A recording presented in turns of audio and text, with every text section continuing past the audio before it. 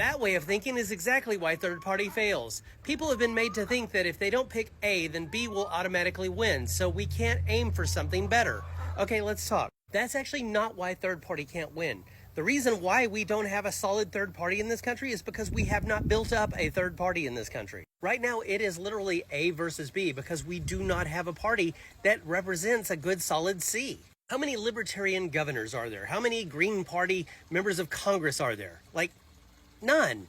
So if these third parties don't even have representation on pretty much any level, what makes you think they can win the presidency? People have to care enough about the party to build up these candidates so that they have a fighting chance. Let's just say for giggle shits, we got a Green Party president. Okay, now what?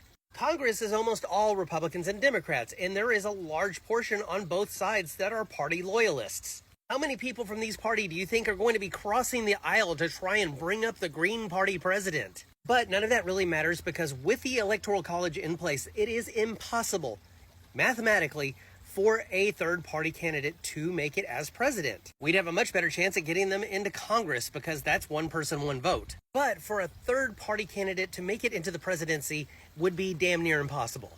Because whichever party's candidate is going to have to win more states than the other two combined. And if none of them make it to 270, then Congress gets to choose the presidency. And as we've already covered, Congress is made up of Republicans and Democrats. And of all those Republicans and Democrats in Congress, how many do you think are going to say, you know what, I'm not going to vote for the guy who my party nominated. I'm going to vote for that third party candidate. So basically, if we have a Republican majority in Congress, guess who's going to be president?